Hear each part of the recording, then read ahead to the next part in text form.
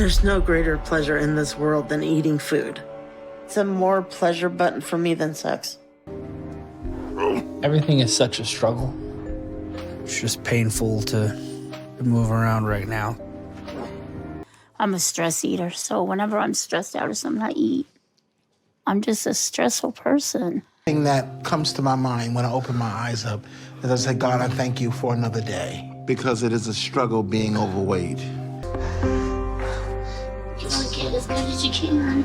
Ever wondered what's behind the scenes of the most heartbreaking episodes of my 600-pound life? Brace yourself, because we're diving into the lives of 4 incredible individuals who shared their saddest stories on the show. Each story isn't just about weight, it's about the battle, the pain, and sometimes the achievement that comes after. Kicking off our journey into these profound stories, let's meet Larry Myers, whose life was a testament to how deeply personal tragedy can shape one's relationship with food and self. Fear that I'm not going to wake up. I have asthma, sleep apnea, thyroid problems, and I take medication for depression. Just to think that each day could really be my last. It's very frightening. Good morning, Larry. Good morning. It's time to wake up. At 45 years old, he was dealing with a body that caused him endless pain, coupled with multiple health issues like asthma, sleep apnea, thyroid disease, and depression. But the cherry on top of this challenging situation was the severe lymphedema in his right leg, which limited his mobility. Okay. My right leg is a mass of hardened lymphedema tissue, which makes it significantly larger than my left. And it's very painful. The most difficult part of my day is getting up. Off the floor. It takes all my strength and it pains me a lot. Then once I'm up, my lymphedema pulls me down. And walking is very, very difficult. And it hurts bad. Imagine being so big that something as simple as cleaning yourself turns into an epic battle. For Larry, who's also a bit of a germaphobe, feeling clean wasn't just nice to have, it was a must. Despite the struggle with his weight and lymphedema, he never skipped his daily shower. And not just any shower, he used bleach to clean himself. Yep, bleach. Because for Larry, that was the only way to feel truly clean. And a struggle to take a shower, all on my own. But somehow I manage to take one every day, even though I'm in constant pain. The best kind is politely do what I have to do to get all the way into the tub and clean myself, because I'm a germaphobe. I make sure that I'm thoroughly clean. I have to use bleach on my body because it's the only way I can feel truly clean. I don't overdo it where I put burn marks on myself, but I do use. Larry's weight problem started when he was a kid. He ate a lot to feel better when others bullied him, and his mom, trying to help, often gave him food to make him happy. Food became his solace, a dangerous comfort that led him to tip the scales at 940 pounds. My mother would always feed me whatever I wanted to eat. Fried chicken, baked macaroni and cheese, sweet potato pie. And I enjoyed it. Eating all this food, it made me feel like I was the center of attention. And that made me feel special. I always felt like I needed one more taste of that, whatever it was. But as I got heavier, my happy childhood ended the day I started school, because I quickly discovered I wasn't normal. Back in his school days, Larry wasn't just any student. He was a talented singer with a passion for gospel music. His skills shone brightly at the church and even brighter at the Black Expo, where he performed in front of a huge crowd. But the real kicker, his performance at the Cotton Club in Harlem caught the eye of a big-time producer, leading to an incredible offer to collaborate on a new album. Talk about a dream come true. How he looked. I think they just looked at how he sung, because his voice was like something I never heard before. It make you want to stand up if you couldn't stand, clap your hands if you couldn't clap, because there was something about him and how he praised God.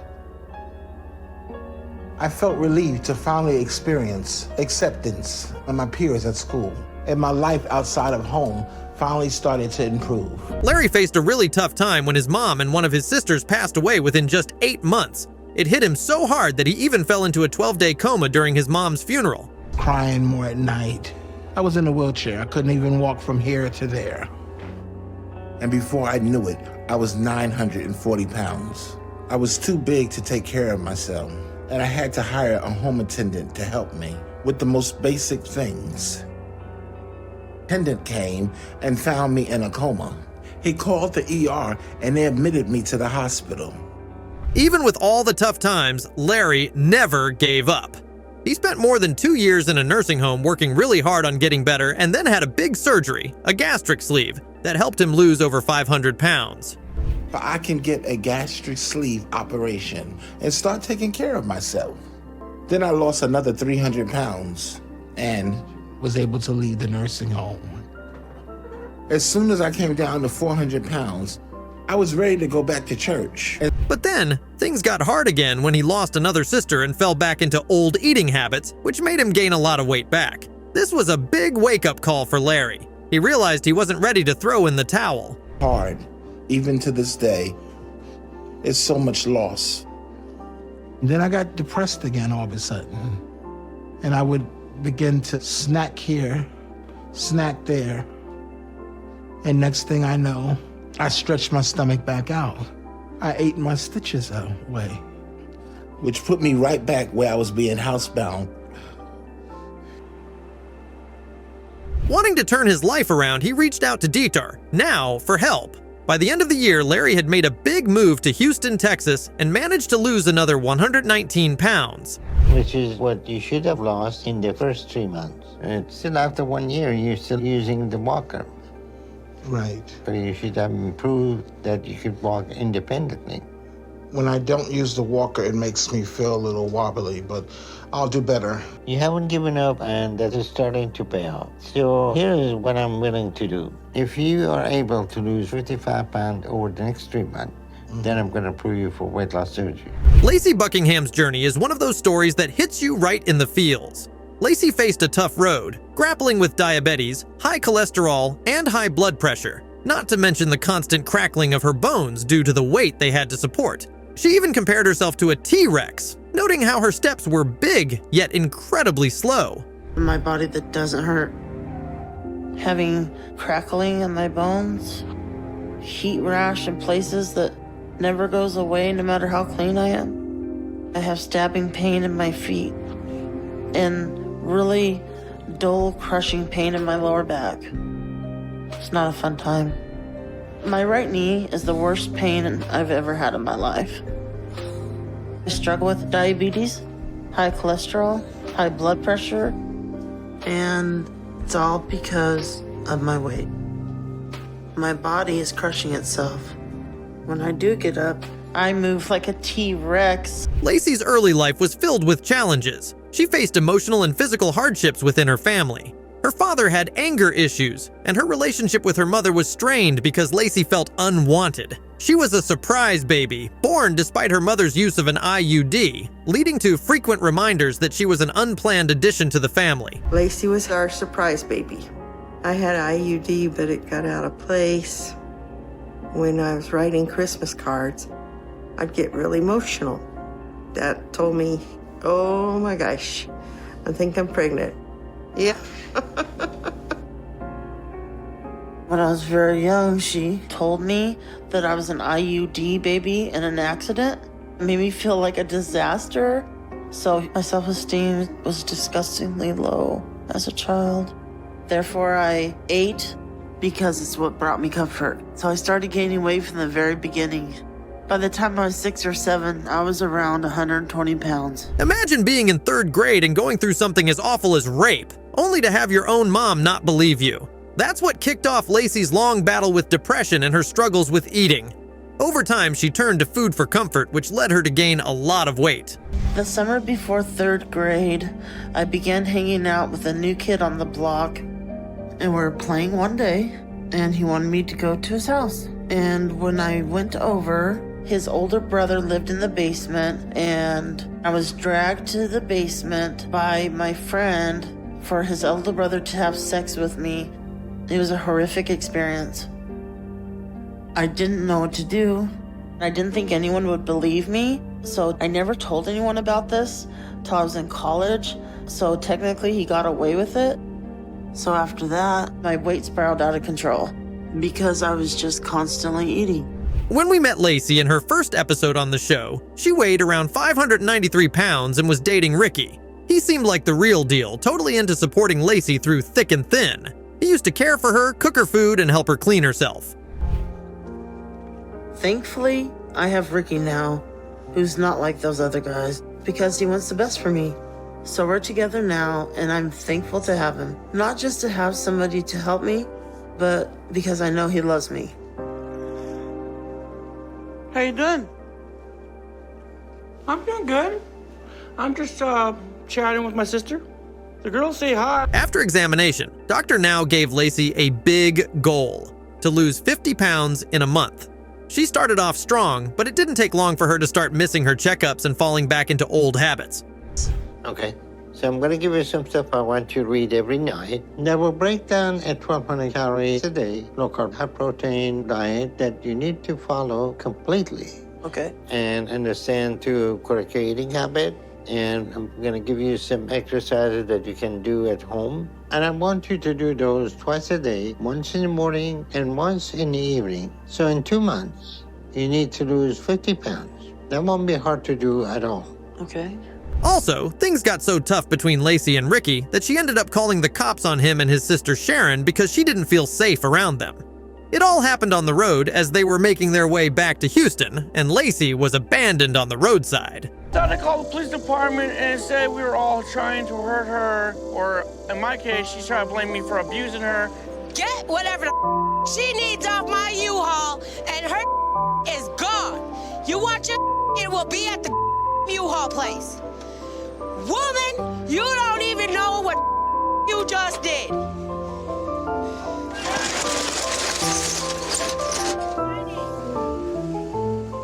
I'm not abuse a person. I am the realest, nicest, greatest person alive. I would go above and beyond for my woman. I said, oh, well, are we still together? She asked me. And her diet. Well, she didn't stick to it, so she only lost a few pounds. Even though Dr. Now gave her another chance to hit her weight loss target, she just couldn't stick to her diet and barely lost any weight. Eventually, Dr. Now had to remove her from the program because she wasn't taking her situation seriously. And it won't matter if you're living down here, because we're not moving ahead with you until you do that. So, you have the guidance that we give you, and you have to use that. And if you don't follow that, there's nothing we can do to change that, okay? Yes. So stick with healthy eating habit.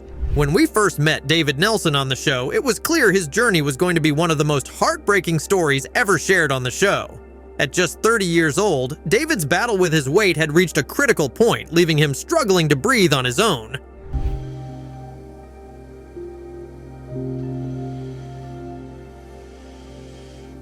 It's so hard to force myself to get up in the mornings because my back is messed up from my weight. The back started getting so bad. I'm in agonizing pain. That's when my weight really been taking its toll.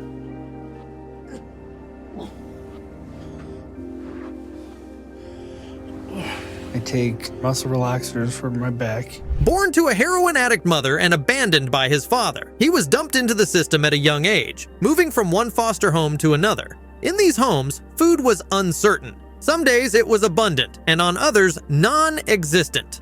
David learned to eat whenever he could, not knowing when his next meal would come. This survival strategy turned into a lifelong battle with food. 13 years old when she had me, and she was using cocaine. And my birth dad wasn't around. And so I went right into foster care.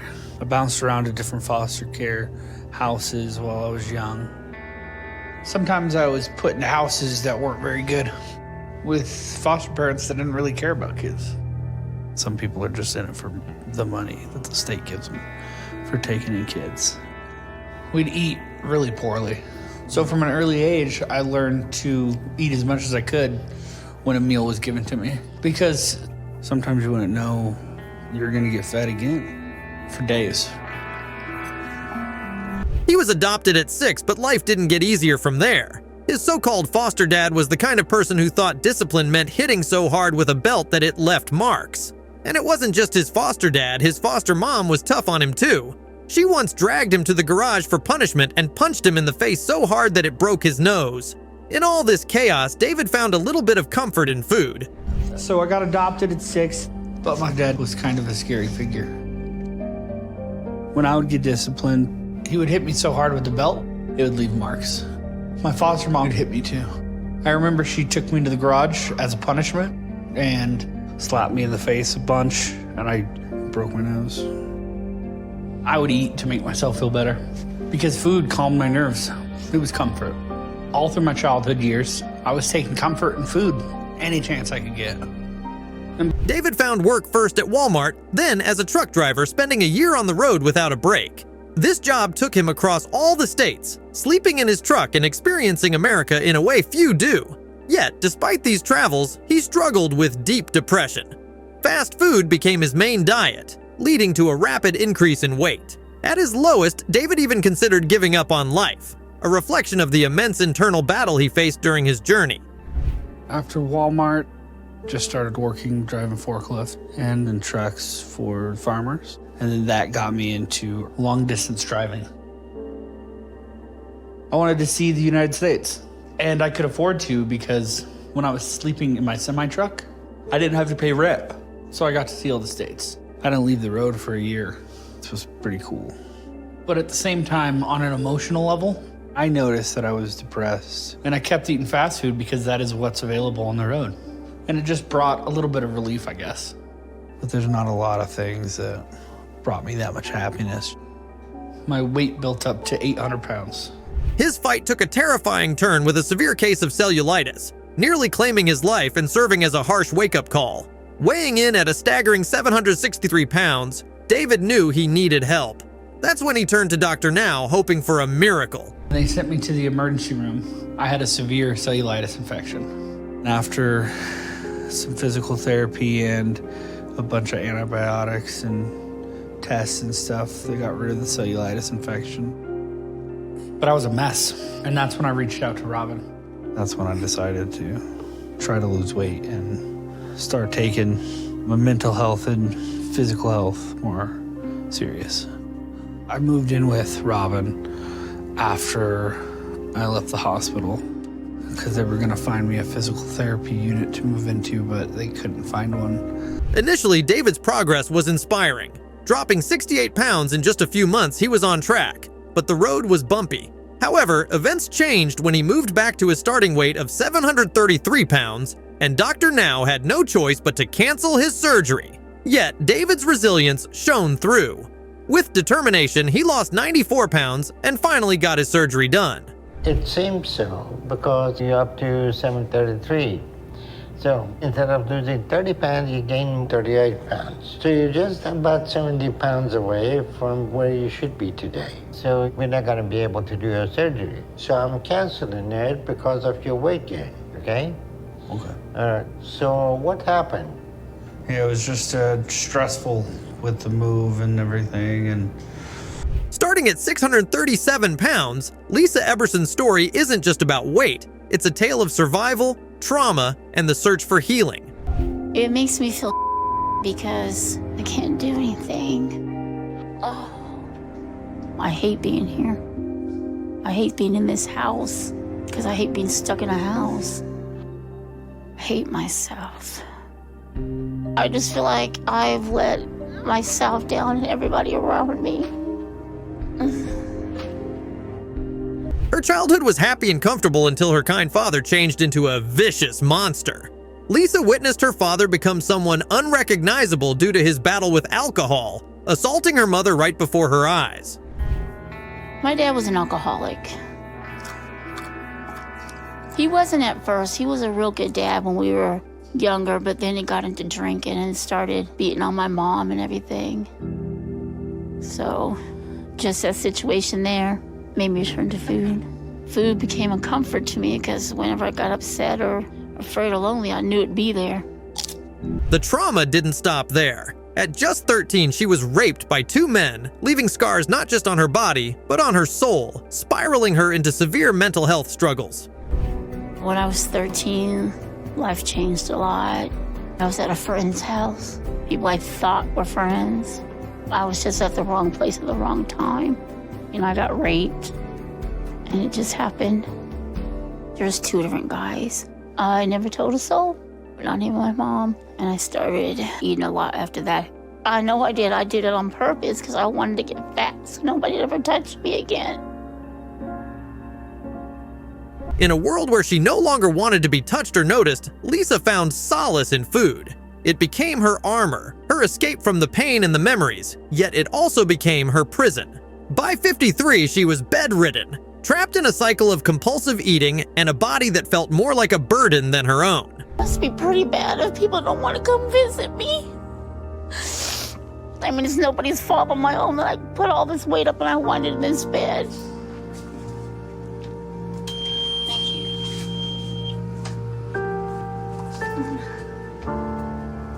You know, I deserve to be happy and I deserve to be free. That's all I want. That's why I want to change. When we first met Lisa on the show, she was sharing her life with her boyfriend, Randy. But their dynamic wasn't what you'd typically expect from a couple. It leaned more toward a caregiver situation. For 3 whole years, Lisa found herself confined to her bed, relying on Randy for pretty much everything. He was her rock, taking care of her needs, from bringing and cooking her meals to handling the household chores. Away from Randy. And I just feel like crap because we're not really boyfriend-girlfriend. He's more like my caregiver. For the 3 years that I've been in bed, Randy's been helping me. Oh. Randy does basically everything for me. Babe, I'm getting hungry. And most of the time, he does all the cooking. Wish I could help out a lot more. I know Randy wants that. However, amidst the despair of a failed relationship with Randy, Lisa experienced a moment of clarity. It was time for a change. With determination in her heart, she sought the guidance of DR now. This decision marked the start of her tough but hopeful journey towards redemption. When was the last time you were able to sit up and walk and get out of the bed? I haven't been able to walk, like I said, about 3 or 4 years. So you've been in bed for 3-4 years, and what you have done in the past 3-4 years to get your stamina to get out of the bed? I don't really do anything except leg exercises. I do them every day. So what is the plan for you to get out of the bed? Shedding 83 pounds was just the tip of the iceberg. More than the weight loss, it was her indomitable will to face her demons, to transform her pain into power, that truly captures the essence of her story. Continue losing weight and continue getting your strength up and be up walking so you get to the point that you can travel into Houston. Okay. So make sure you work with PT to get up. Don't keep sending him away because you're tired and you don't want to do it. Okay. This is that chance for you to do the program. So do that and stick with that diet, and if you have anything you need, give me a call and then we'll go from there. I'll make sure I do those. Okay. Your next big goal is to have your feet on the ground. And there you have it, folks. The stories of 4 incredible individuals whose journeys have touched our hearts deeply. If these stories touched your heart, like and share this video to spread awareness and inspire change. Subscribe for more stories that make a difference.